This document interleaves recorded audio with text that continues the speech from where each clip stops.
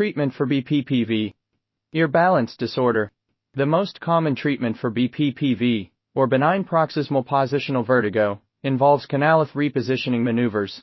These are specific head and body movements designed to help dislodge and move the loose calcium carbonate crystals, canaliths, that are causing the vertigo.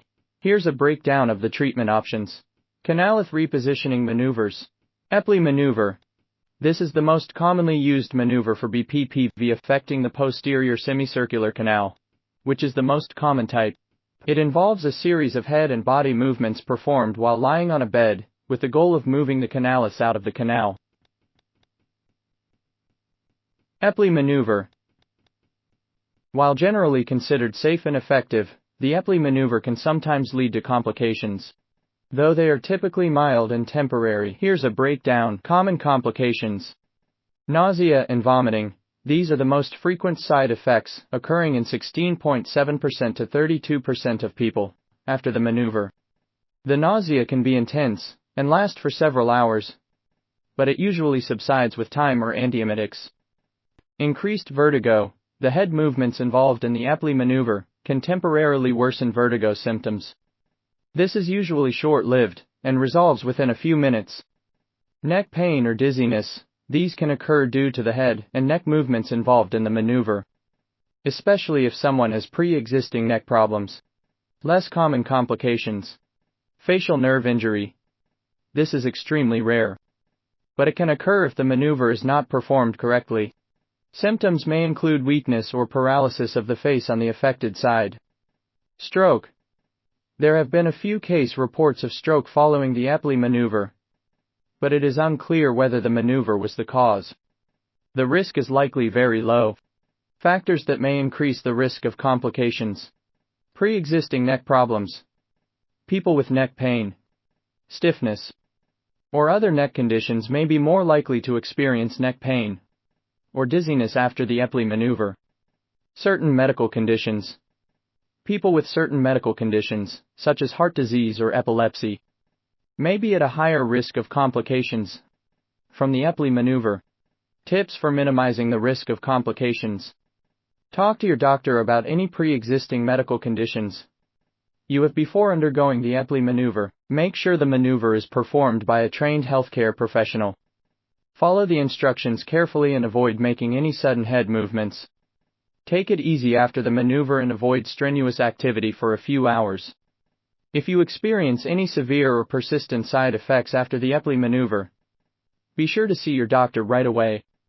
It's important to remember that the benefits of the Epley maneuver for BPPV treatment far outweigh the risks. In most cases, it is a safe and effective way to relieve vertigo symptoms.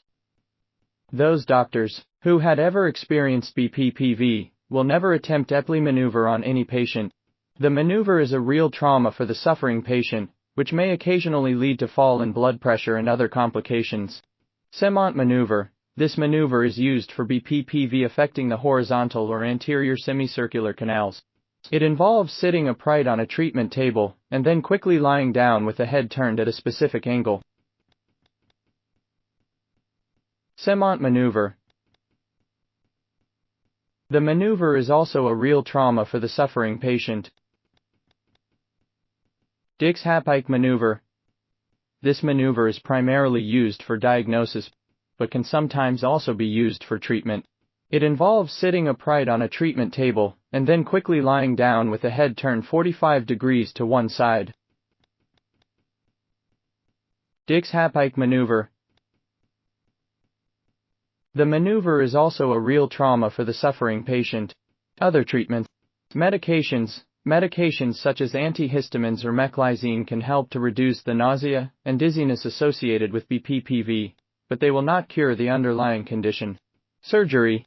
In rare cases, surgery may be recommended for people who do not respond to other treatments or who have BPPV that is caused by a serious underlying condition. Transtympanic injection of gentamicin. The aim of this procedure is to destroy the vestibulocochlear nerve. Since gentamicin is highly toxic to the nerve, it usually destroys the cochlear nerve. The complications are the hearing loss on the side of injection and persistence of BPPV. Before permitting for surgeries, You have to try other remedies other than surgical procedures. Surgery may lead to deafness on the side where surgery is done. Here are some additional tips for managing BPPV. Avoid sudden head movements, such as bending over or rolling over in bed. Sleep with your head elevated on 2 or 3 pillows. Stay hydrated and avoid alcohol and caffeine, which can worsen vertigo symptoms. If you experience BPPV, see a doctor to get a diagnosis and discuss treatment options. The above suggestions are meant for patients whose BPPV are not corrected. Once it is corrected, you can do all head movements and shall sleep as you like. The BPPV can be corrected even online. May contact at the numbers given below for direct or online management. Suggestions, doubts and criticisms on the above matter may be posted in the comment box.